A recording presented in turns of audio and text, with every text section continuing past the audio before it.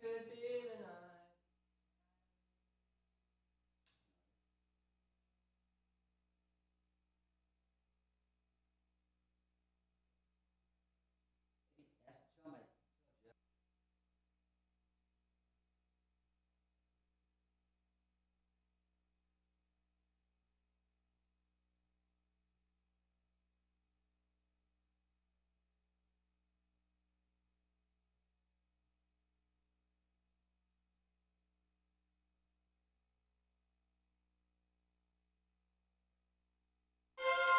The French Revolution. Escaped convict Jean Valjean and his adopted daughter Cosette and her lover Marius have eluded the clutches of the relentless police inspector Javert, who, realizing their innocence, drowned himself in the Seine River. They thought they were free, but the story wasn't over. Mon Dieu, it cannot be. But it was. I do not know how, but Inspector Javert has resumed his inquiries and is once more in pursuit of us. It cannot be. But it was. Where is Jean Valjean?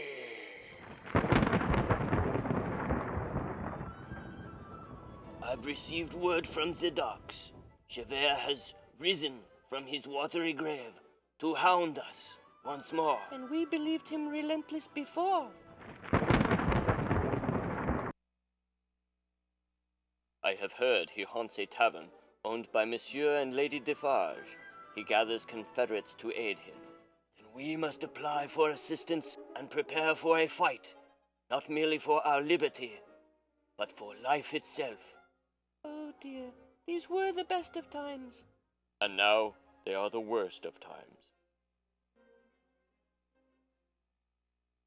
Inspector, explain please your obsession with this Jean Valjean. Well, Citizen Chevalier, in a moment of weakness, I let him escape and ended my life. I must correct this mistake before I can rest. You are insane. I was in the scene. Now silence, woman, and get me more brains.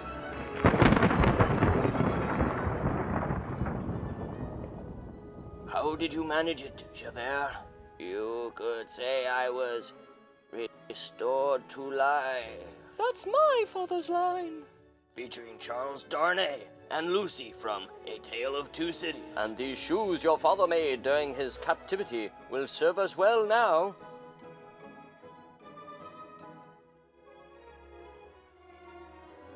Enough of your infernal knitting, Madame Defarge. Sure says it is the Scarlet Pimpernel. We have been seeking him everywhere. Glad you could make it, Pimpernel. I've been pimping hard. We have called in a ringer as well. Oh no! The Phantom of the Opera!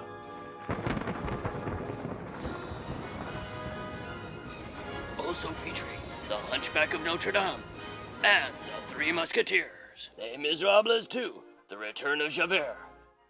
French historical literature was never like this. There's a music bit after the cartoon, so...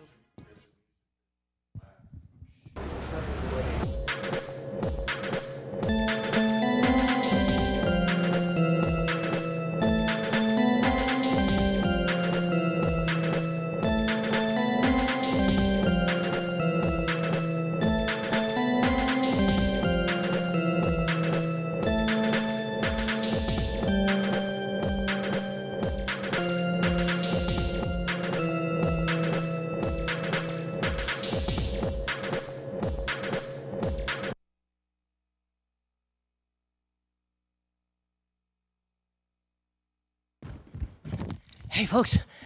Hey. As my dad used to say, don't pay the ransom. I escaped. Hey, welcome to the show. All right. Yeah, give yourselves a nice round of applause. Thank you very much. All right, welcome to the show. folks, as I'm sure you can tell, the theme of the show is crime and punishment. And as you may or may not know, this is the second to last episode of the season.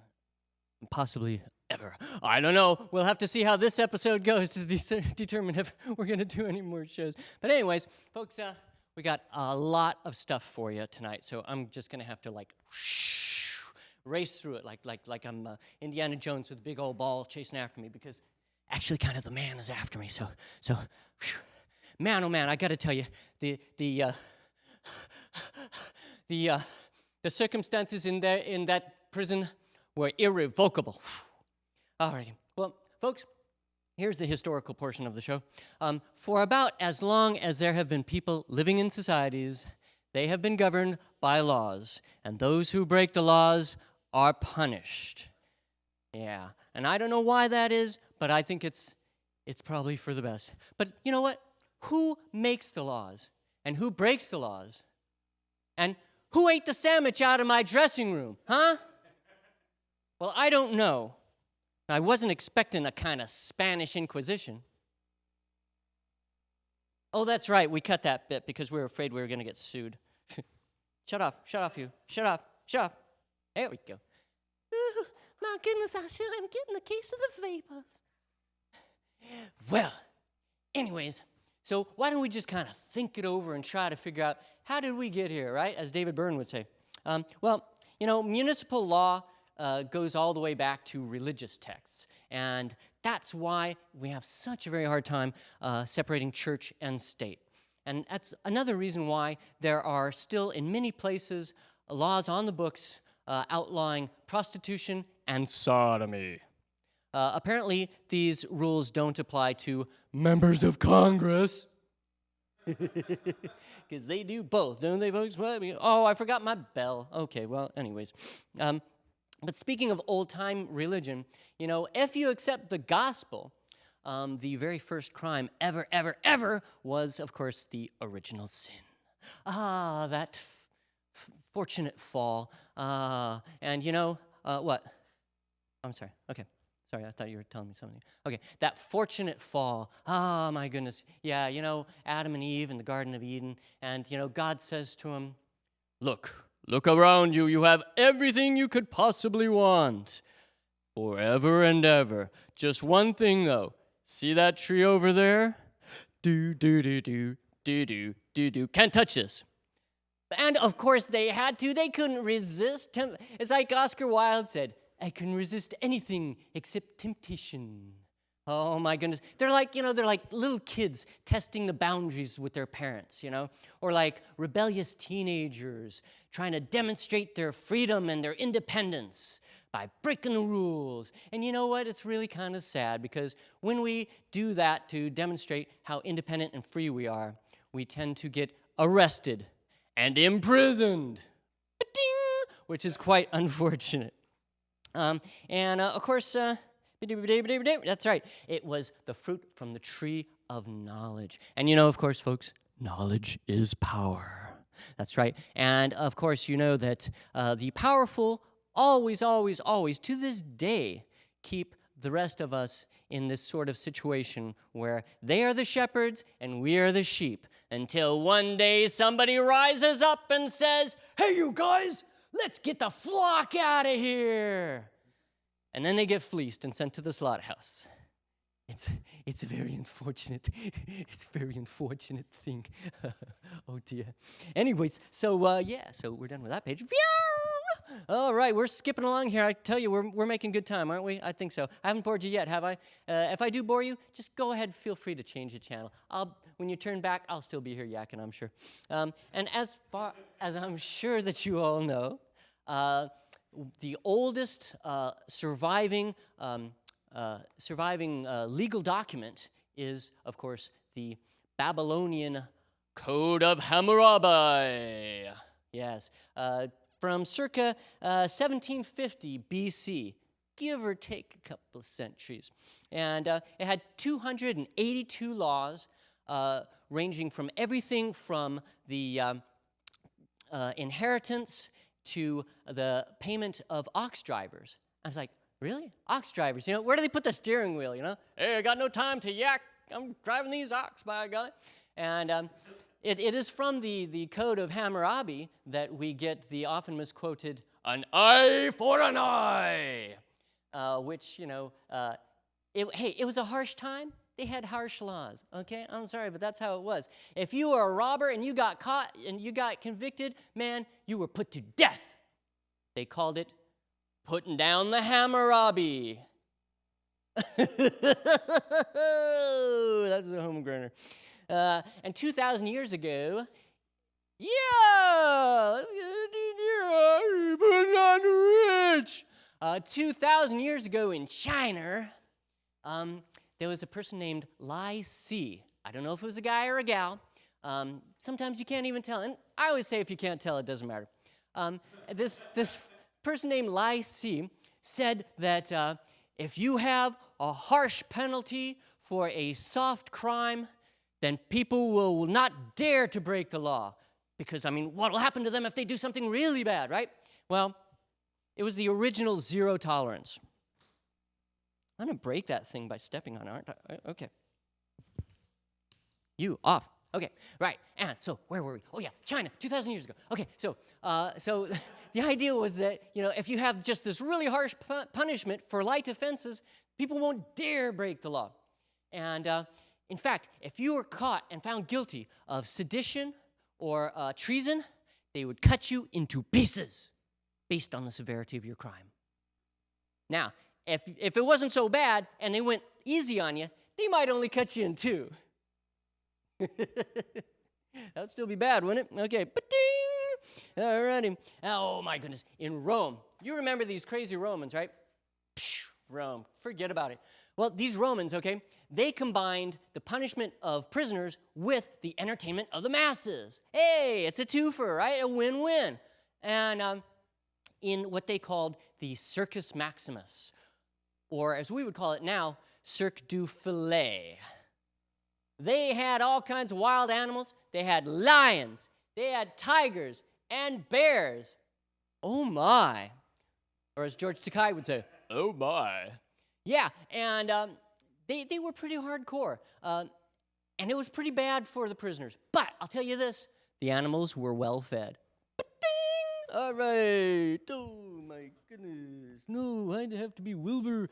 All right, well, you know what? That through the centuries, kings and potentates and church officials, they have found very inventive and sick ways of punishing people. But we have made progress. It was 1547, they stopped boiling people to death. Baby steps, it takes a little. It was a landmark decision. I don't know, I kind of like us boiling people to death. I don't know, I think it's time for us to move on. Yeah, and punishment used to be really direct, too, None of this business of, you're going to go away for 25 years. Punishment used to be direct, some lashing, some flogging, a couple of hours on the pillory being pelted with stones from your neighbors, and you were set free. All right, you lot, get out of here, keep your nose clean, don't do it again, right? It was pretty cool, but then, it's cool, comparatively cool, right? But then, just around the development of gunpowder and cannons, they found that they could no longer really use these medieval castles to stave off a siege. So they renovated them, they repurposed them, they turned them into prisons. Yeah, so the long-term warehousing of people in prison, ne'er-do-wells, scoundrels, and other unsavory types began in earnest. And what they found out pretty quickly, what we already know is, it's darned expensive to throw somebody in the can and toss away the key. But luckily, a daily ration of bread and water made sure that many of the prisoners expired long before their sentences did. Yeah, all right. Well, hey. Oh, right. George, we've got another vacancy. Go out and arrest somebody. Okay, and then the French Revolution. Yeah, everybody remembers the French Revolution. Well, the French Revolution was not as fun as it's been made to seem on television. I know, you're like, what? No, there was some bad stuff went down. The French Revolution saw the debut of the guillotine. Shing!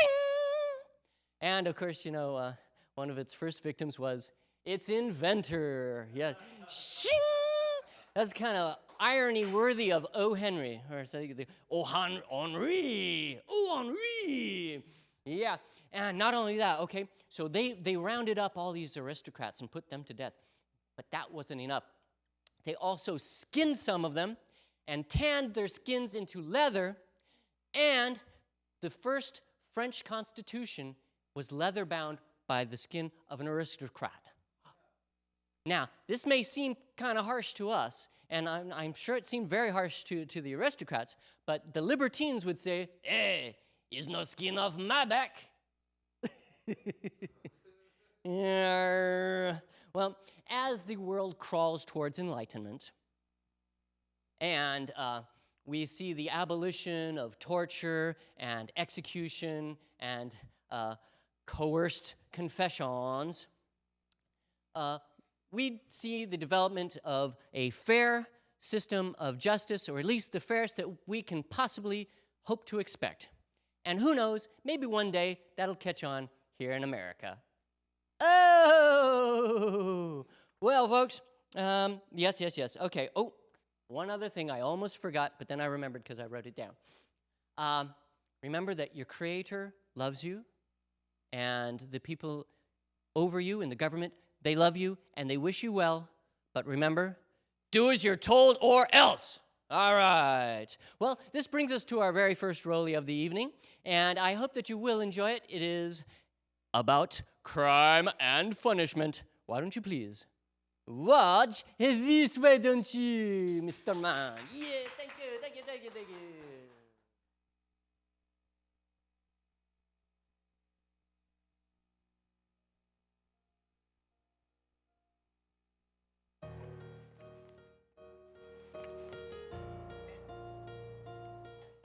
I'm Officer Dispensky, Metro PD. I can work with you. Don't you people ever stop? I mean, isn't it enough that my wife got murdered, then you accuse me of it, and after I'm cleared of it, you're back again? Mr. K, Joseph, I'm with the crime unit's apology squad. So you're here to say you're sorry for calling me a murderer in front of everyone at my wife's funeral? Yes, it was an unfortunate incident, and we regret it. Is that so? Yes, it's a regrettably unfortunate, isolated incident. If it's such an isolated incident, why do you have a squad to go around apologizing to people? I was arrested at my office, in front of my boss, my clients. I'd lost my job, my career. Yes, it's regrettable and unfortunate, and unfortunately, we regret that as well. Child Protective Services took my kids. I can't regain custody. They still think I murdered their mother. Yes, we built quite a case against you. Again, it's very, very... If you say unfortunate or regrettable again, I'm gonna scream. I'm a pariah. No one will be seen in public with me. No one will hire me. I'm broke from legal fees. I'm about to lose this house. Have you come to offer financial compensation? Actually, sir, this is my lunch. But I'm here to just let you know, on behalf of the department, we are really, really, really sorry. That's it, huh? So you ruined my life, demolish my family, brand me a murderer on page 1, then print a retraction on page 26, and now it's all supposed to be okay? I don't think so. So then you don't accept our apology? No, sir, I do not. In fact, I'm gonna sue your crime union and the Metro PD for every last cent in your piggy bank. I'm sorry to hear that. What is all this? You're under arrest. You should have accepted our apology. It's very regrettable and unfortunate. Say, how much does the bank want for that house?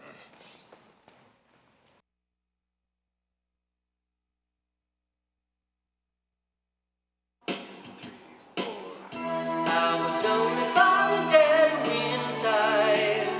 I remember how my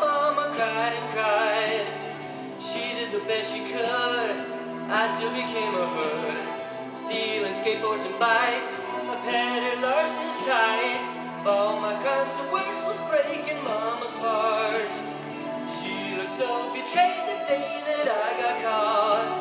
They put me in juvenile hall. I started to climb the wall. After months of violation, I got 3 years probation. Ooh, don't you do it again. Ooh, don't you do it again. I was out but never felt like I was free. With my checkered past, no one would hire me. Mama, she didn't know where I got all the dough. When I went back to jail, she wouldn't make my bail.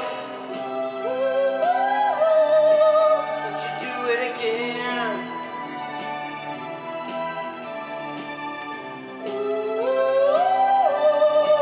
Don't you do it again. You don't know what it's like in laceless shoes. The risks you take when there's nothing to lose. No one to love you or treat you kind. Still a prisoner in your mind. I was doing bad, but call it what you like. At 26 I got my third and final strike. They tossed me back in the can, reunited with my old man. It really ain't so bad, serving quality time with Dad. Why'd you do it? Why'd you do it? Why'd you do it? Why'd you do it?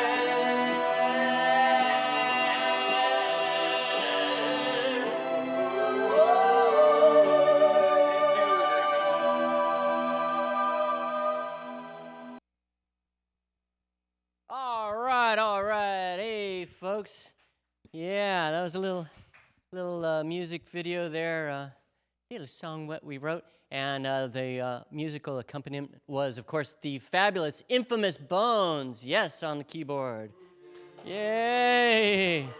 I tell you what, man. Tell you what, if I was playing the keyboards, man, it would sound like the little blick blick blick blick blick blick blick blick blick blick blick blick blick blick.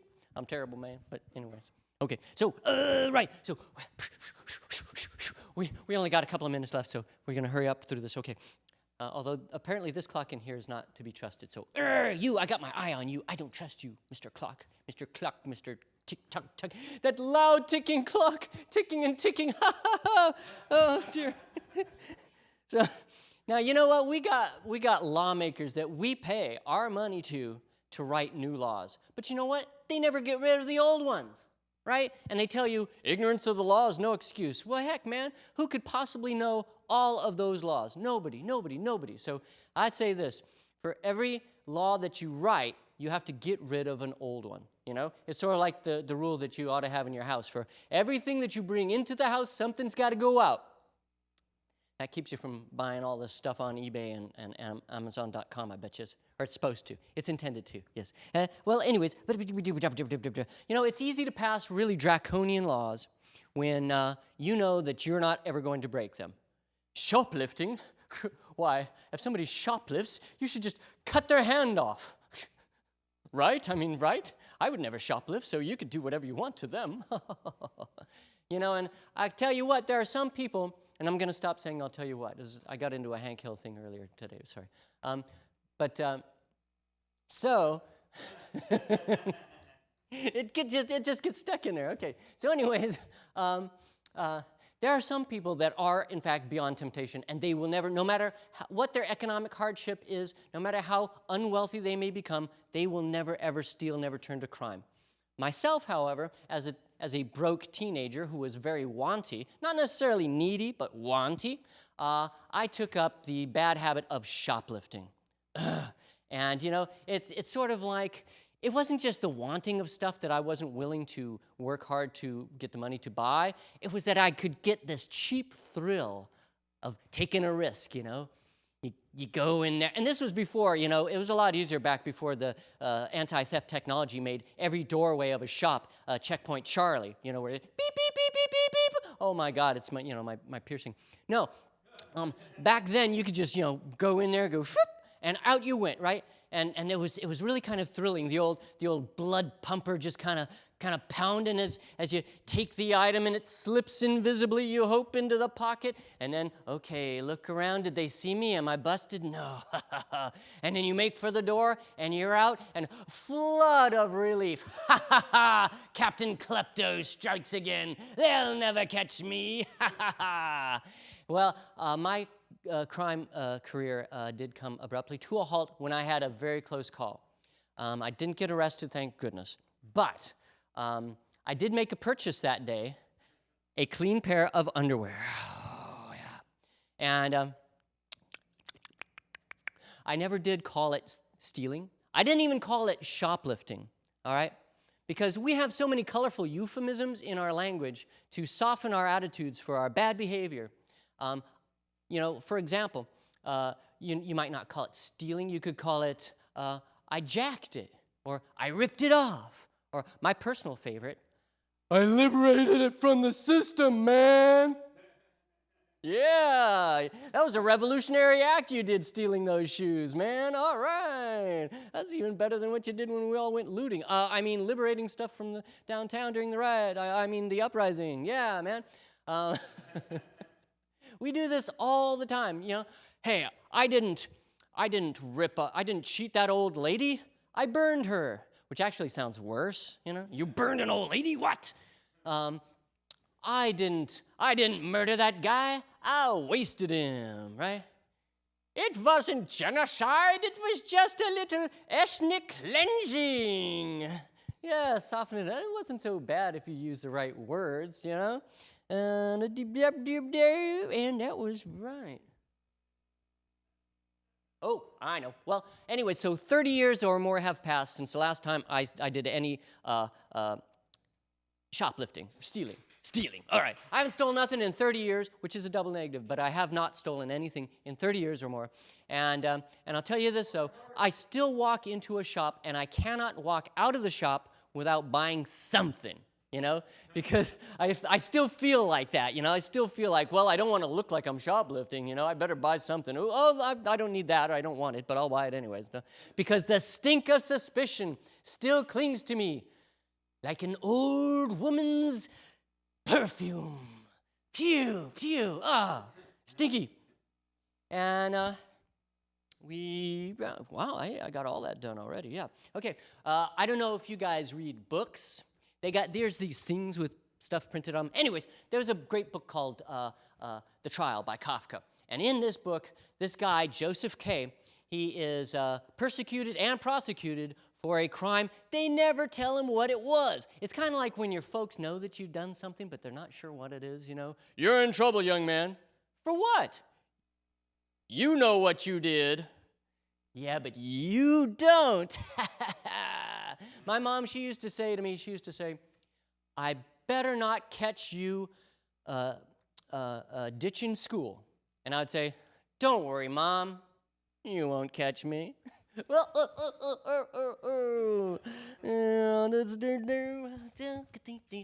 Later that same day, he was still talking. And confession really is good for the soul. I'm going to skip over that next part because okay. Yeah, no, I'll skip that because it's really easy to forget that not so long ago, police used to routinely coerce confessions out of people, and it wasn't until 1966 decision Miranda versus Arizona, and no, it wasn't about Carmen Miranda and a hat full of fruit. But anyways, the Supreme Court ruled that when a police has somebody in custody, if they're under arrest, they have to read them their right to remain silent in keeping with the Fifth Amendment protection against self-insemination. So something like that. And but the ironic thing is, when somebody does take the Fifth, we always think that they're guilty, right? Well, why didn't he just confess if he's innocent? Right? Right? As Archie Bunker would say, if you ain't got nothing to hide, you don't need no privacy. Yeah. Ba-ding! Yeah. And I guess my sympathies are more with the crooks than the cops, because the crooks are generally motivated out of economic hardship and, I guess, moral failings. And the cops are more motivated out of moral conviction, and they're quite well paid. And they've got a union that is like Godzilla. You don't want to cross them, man. My goodness, no way. So I'm not very sympathetic about the cops. I know that they've got a hard job, and the thing is that I hate it when a cop comes up to me and says, "Hey, my friend, look here, my friend, blah, blah, blah, blah, my friend." I know that that's part of his training. He's supposed to call me friend, supposed to make me feel like we're old pals. Just two old pals hanging around, one of which could just whip out his nightstick and beat me like a dusty rug. And what's the deal? Nightstick, does that mean they can't use it during the day? Hey, you can't use that. That's a nightstick. Oh, doggone it. Okay. Well, I'm going to come back in about half an hour, man. Sun ought to be down by then. You wait here, my friend. And so it's like, but there was a time when the cop actually was your friend, when the constable on patrol was your friend. He'd walk a regular beat. He knew all the people in the neighborhood. He'd inquire about your mother's bursitis. And occasionally he'd go over to the local bookie and, place a few bets. That was long ago. Nowadays, the cops, it's like they cruise through the hood in their vehicle, their police vehicle, and they're like the Marines flying low over hostile territory. It's like it's become like a war zone, and it's really sad because it also means that there's an us and them mentality amongst the citizens as well, because they look at the cops and they see them with distrust. And I don't know how many times I've heard this complaint where people in the hood, they say, the cops don't care about us, man. They never solve any of these murders, And yeah, that's true. But you got to remember, when somebody gets shot into Swiss cheese in broad daylight in front of a crowded market and nobody saw anything, it's time to call up lens crafters. Hey, I got a whole bunch of customers for you here, man. Somehow a neighborhood, the higher the rate of crime, the worse their vision is. I don't know, man. Gotta work that out. Work it on out. Work it on out. Okay. I'm gonna ditch that part, and that part. But that part is really funny, so I'll do that one. When I was a kid in elementary school, we called the school Parthenia Penitentiary because we felt like we were being locked up for some unspecified crime. I guess youthful ignorance? I don't know what. But, it felt like we were being punished. And I remember being in third grade and thinking, my goodness, I've got almost 10 years to go. I'll never make it. They sentenced me to 12 years of hard learning. I'll never make it. Well, the victory was mine because I made it and I didn't learn a thing. Advantage me, or moi. Mwahahahaha. And, wow, no, we got that already. Woohoo! It was a little bit out of order, but I got it in there. Okay, and let's Okay, now I'm going to tell you something, folks. I know that you probably think that I'm this bleeding heart liberal, and that I think everybody in jail is innocent, and blah, blah, blah, blah, blah, blah, blah. Well, we'll talk about that later. But I'll tell you what, there are bad people in the world. I have personally been robbed at gunpoint when I was early on in my career in the rapid nutrition industry. And I tell you what, that was scary. Had somebody pointing a gun at me and putting me in a meat locker, and I didn't know what was going to happen then, right? But luckily, they let us go. But anyways, and then years later, our house was burglarized, and it's a really creepy feeling, very disturbing to know that somebody's been in your home when you weren't there, and that they might come back for more, right? Very, very creepy, very disturbing feeling. Well, I tell you what, there are bad people in the world, and we do have to put them someplace, but we cannot and must not exile them all to Los Angeles. Nobody deserves that, okay? All right, well, let's go to our next roll-in, folks. I hope that you will be amused and amazed. Why don't you please watch this, or else?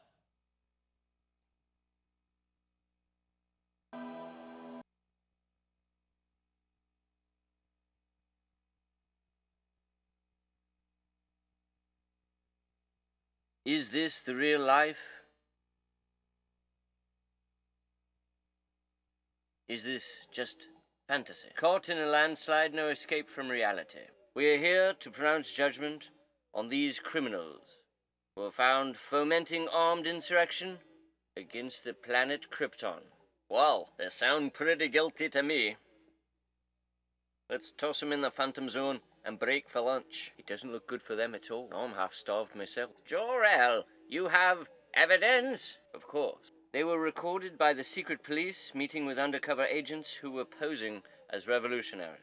But that sounds like... Oh, please don't say entrapment. Well, they were in the pre-planning stages. Pre-planning? You mean they hadn't actually planned anything? I'm disappointed, Jor-El. You must be distracted with all that end-of-the-world stuff. Well, I was ready to just say guilty and go to lunch. But now, I'm thinking maybe I should listen to the case. Couldn't we reach a plea agreement? I made them an offer, but they refused. And where's the counsel for the defense? Apologize for my tardiness. I thought I was to go to Crepe Town, not Krypton. I'm Inspector Jacques Cluzet, and while I am more adept at putting criminals in cages, I can work both sides of the street of justice. Well, do get to the point. The accused intended to establish a theocracy to overthrow the High Council, with General Zod as absolute ruler. Objection. Idle speculation. He was apprehended with thousands of these bumper stickers. And moved to have this evidence deemed inadmissible. On what grounds? On the grounds that it makes my clients look extremely guilty. Have you anything to present to show their innocence? But of course. Just look at Mademoiselle. She is much too beautiful to be an insurrectionist. And Monsieur, he looks like a great big minky. A what? A minky, you know. This is absurd. Could you get on with it? No, the good general, supposed ringleader of this band, you must find innocent by reason of insanity. I am not insane. I am a visionary. You see, he has the visions. I will lead Krypton away from the decrepit decay of these doddering dullards. All will kneel before Zod. You're not making my job any easier. Ixnay on the evolutionary. This has gone on long enough. Please, your verdicts. Guilty. Let's eat. Guilty. Hey, let's go to Zone Urs. Guilty. Everybody goes to Zone Urs. Do not despair. I shall appeal to a higher court. Yeah! Not now, Kitta. Not now. Not now, kid, not now. Alrighty, yeah, hey, you gotta love that old granimation, huh? Yeah, alright. It was a lot of work, but it was worth it, okay.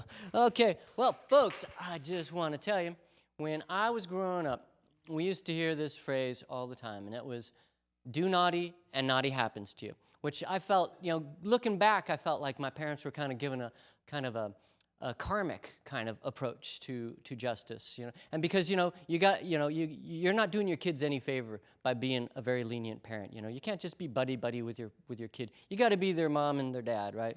Because a spoiled child abuses the world. I don't know who said that, probably me. Anyways, but they said do naughty and naughty happens to you, and I think my dad meant it as, if I don't spank you, life will. And, there's this other saying that you hear all the time, which is, goodness is its own reward, right? Which means, hey, you find somebody's wallet, you return it to them, they go, thank you, and off they go. Because goodness is its own reward. What, you wanted a reward? What, you selfish little... So they say that goodness is its own reward, but one thing you never, ever hear anybody ever say is, badness is its own punishment. No. We're not going to leave that up to the universe, man. No, I got this, right?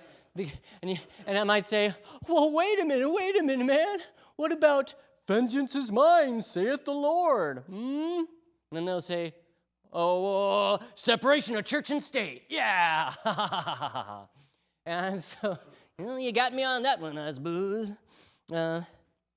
And we are a very vindictive society. I tell you, folks, we are a vindictive society. Even if it's not something like criminal-wise, even if it's like an act of nature, or like a disaster, a bridge collapses and 10 people are killed. Oh my goodness, that's terrible. Who's to blame, right? Because we can't just feel sad and awful about stuff. We got to have somebody to punish. We got to be angry, and somebody's got to be accountable for it, right? Well, who built the bridge? Who inspected the bridge? Were the rescuers there early enough? Who's to blame, right? And maybe it's a storm, right? A killer storm. Killer storm strikes the coast. 26 people dead. Oh, you killer storm, when will it strike again? Because don't you give me this business about a hurricane. Hurricane season. Why, I tell you, it's the same storm. It's a serial killer coming again and again, only each time it changes its name. We got all these people, there's storm chasers. When the heck are they going to catch one? When are they going to catch one and bring it to justice? Now, I know you're saying, okay, well, even if they did catch the storm, what are they going to do with it? How are they going to put it on trial? I tell you, storm always has its own cell. Uh-oh, wait a minute. Holy smokes, folks. Jiggers, it's the cops. I got to hide.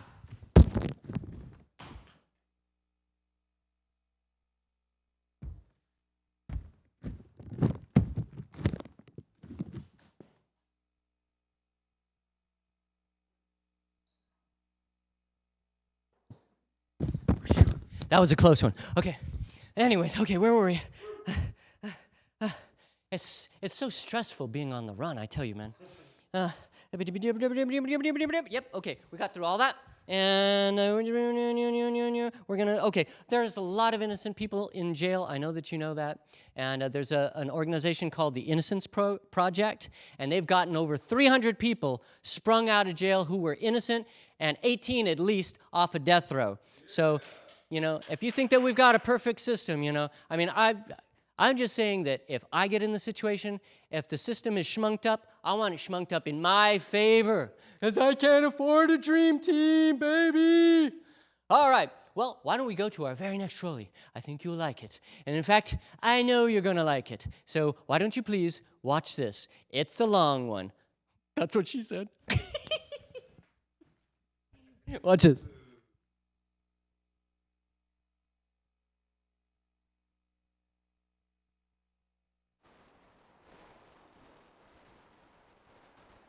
Dostoevsky, Solzhenitsyn, Mallory, Thoreau, some of the greatest writers in literary history were at one time prisoners.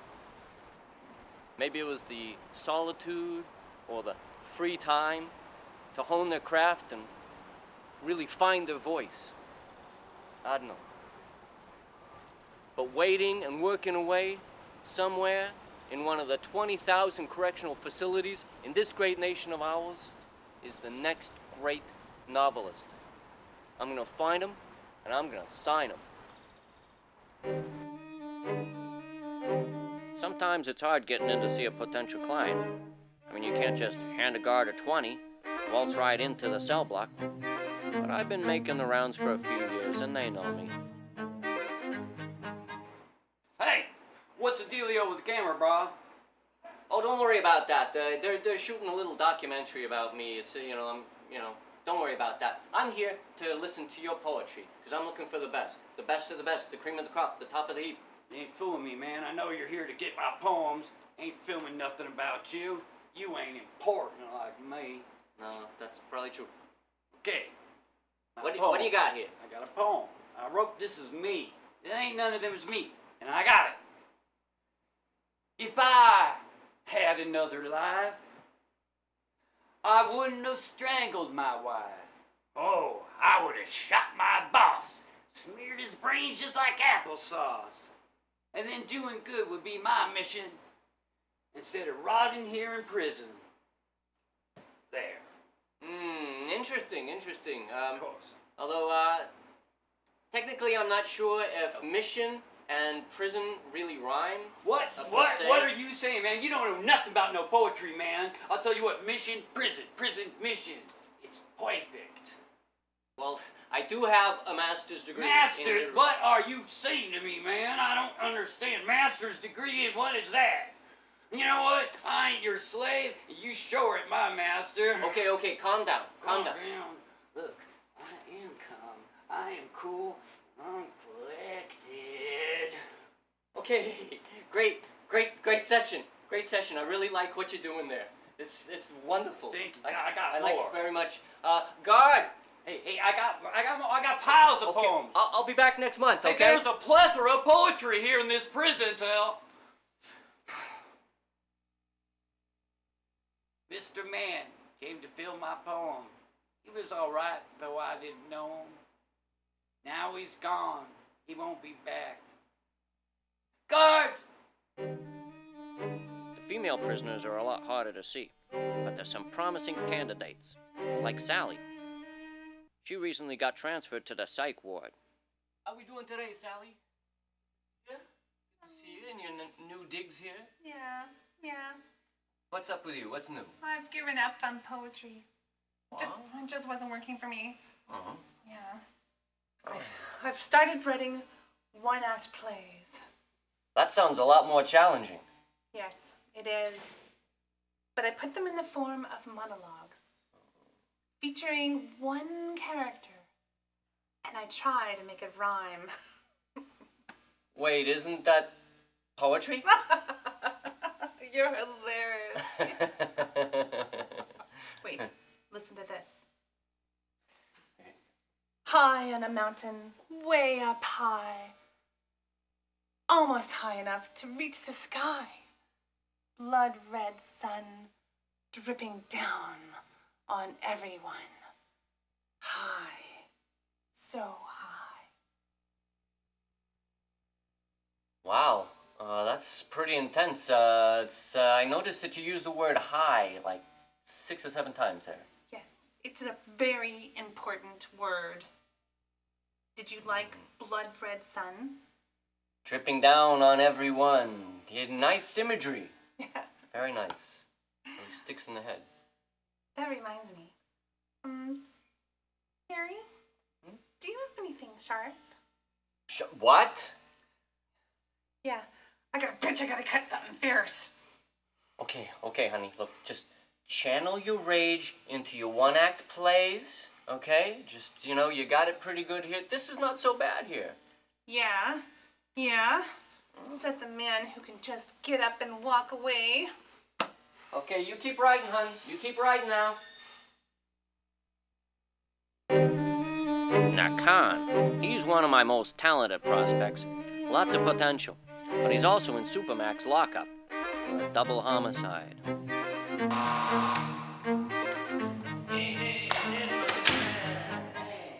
Hey, you shaved. Yeah, I want to look a little bit more presentable. Yeah. Well, here. What do you got for me? It's my 13th prep. Maybe 13's the lucky number. Holy smokes, it's huge. That's what she said. Pretty good. Wow. What are you calling this big bad boy? I'm calling it Prometheus's Revenge. Cool title. What's it about? Well, ostensibly, it's about how Prometheus stole fire from Zeus, and then he was punished by being chained to a rock, where vultures ripped out his guts day after day. But then, he got loose, and he went out for revenge on old man Zeus. Hey, that rhymes. Wow. So, how does he get his revenge? Damned if I know. That's why it's the 13th draft. I can't figure out how to get rid of that almighty prick. Hey, maybe he could trick Zeus into hurling a lightning bolt into the sea, and then the feedback electrocutes the old man. Oh yeah? You want to write it? You want to finish this and trade places with me? You can be the man in the iron mask, and I'll be outside exploiting prison labor. Hey, now look. I don't visit my sick relatives in the hospital, but I come here into the belly of the beast to visit you, to share your brilliance with the world. Well, it's only ostensibly about Prometheus anyway. It's really about the divided psyche. How we set ourselves up for punishment. Wow, pretty heavy stuff. I like it. When do you think you'll have it finished? 10, maybe 20 years. Can't rush genius. Are you yanking my chain here? You're like Penelope, weaving and unraveling a shroud for Odysseus. Look, you might have all the time in the world, but I have got a deadline. I got a publisher lined up for this. You are not going to screw this up for me. Well, if I finish it, you won't come and visit me anymore. If you don't finish it, not only will I not visit you, but I will unlike you on faceplant. All right, I'll finish it by Friday. See that you do. I know where you live.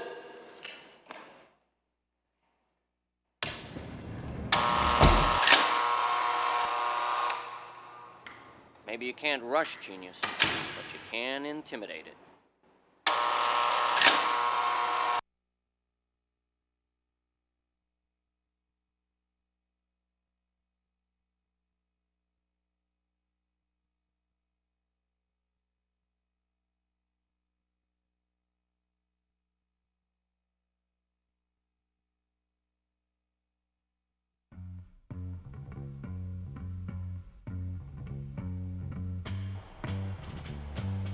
Good morning. You may have heard that your warden is out sick, Warden Hardass. I will be your substitute, Warden. You may call me Mr. Snell.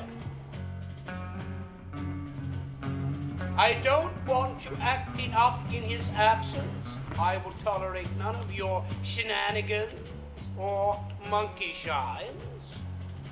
I have a card that you may sign for the warden.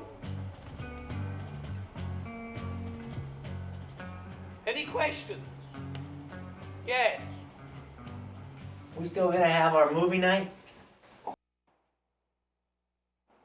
Yes. Be assured that everything will remain the same just as it was under Warden Hardass.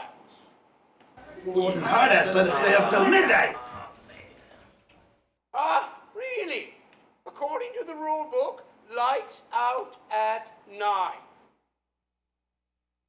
Are you trying to pull a fast one over on me? It won't work. I thought he was cool. All right, I'm a good sport just for tonight. You may stay up until 10. God, that prisoner has a snake on his face. It's just a tattoo. It looks so real. Pretty good here. Pretty good. Mr. Smell? That is Schnell. Sorry. Warden Hardass always takes us out on a field trip on Wednesdays. Nice try. Today is Thursday. Oh, I meant Thursdays. Okay, I'm game. Where, pray tell, does the warden take you on these field trips? The titty bar, sir. I find that incredible. You'll have your movie night. You may stay up until 10 just for tonight. But there's no way on God's green earth that I am taking you ne'er-do-wells and miscreants out into society, let alone to a titty bar. Douchebag. All right, your grumbling won't change a thing. With all due respect, sir, I think it might have been a mistake to let the men stay up until 10. Now they're gonna think they can walk all over you. You're right. I need to crack down on them and regain their begrudging respect. I just want them to like me. Don't take it personally. Do it to all the substitute wardens. Would it really be so bad if I took them to this titty bar? What's the worst that could happen? I guess so. But I'd limit them to 1 round of drinks. All right. I'll give in just this once. To the titty bar. Titty bar, titty bar, titty bar, titty bar, titty bar, titty bar. I guess that's the worst thing that could happen. I've got to be the worst substitute warden in the world. I'll never outlive the shame. My service revolver. God bless you, son.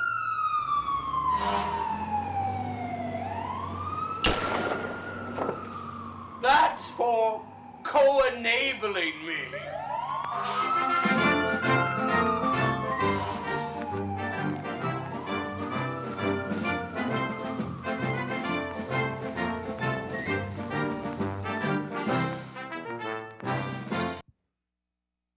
Wow-wee, he's in some trouble. I bet you he's gonna wind up in prison, and he might have a nice story for our Harry to go and ask him about. What? Oh, wait.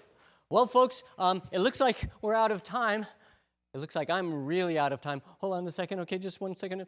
Well, folks, here it is, the moment that you've all been waiting for. But remember, why don't you donate to the prison library? Yeah, because books are really good for prisoners, and I've got nothing to read in my cell except for Gazanga's magazine, and it's really, I just read it for the articles, honestly. So anyways, here it is, the moment that you've all been waiting for, the end of the show. I'm outie. And this time, you're going where common criminals of Earth go. Beat you again, did he?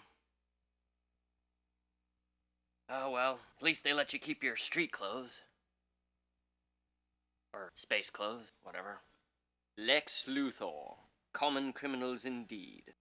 I see you also retain civilian garb. Oh, I have a lot of pull in here. Let's just say a powerful man on the outside is twice as powerful on the inside. Speaking of powers, I suppose he took yours away again. Would I still be here if I could bend those bars and incinerate my turnkeys? I'll take that as a yes.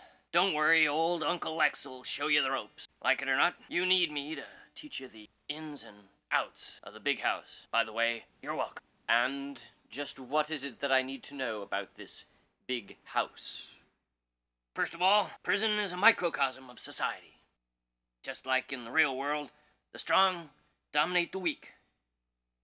The alpha dog leads the pack. These alpha dogs, do they mark their territory? Do they ever? In the slammer, the dominators enforce their will over those too weak to resist them. In prison, the powerful possess the weak, even sell them to the other prisoners. They are called pimps, and their chattel are called punks, or hoes. Tell me more of these pimps and hoes. Well, at the risk of sounding immodest, I put away a tidy sum during my stint here, mostly in trading my hose to other prisoners. Almost enough to effect a stylish escape. If you play your cards right, maybe I'll take you with me. I care not for escape, if what you say is true. What? You doubt the word of Lex Luthor, the greatest criminal mind of our time? Okay, point well taken. Without my Kryptonian powers on the outside, I would be nothing more than a fugitive from justice. But in this slammer, I shall soon dominate the entire population through my strength of will. All shall kneel before Zod. I shall be the ultimate pimp.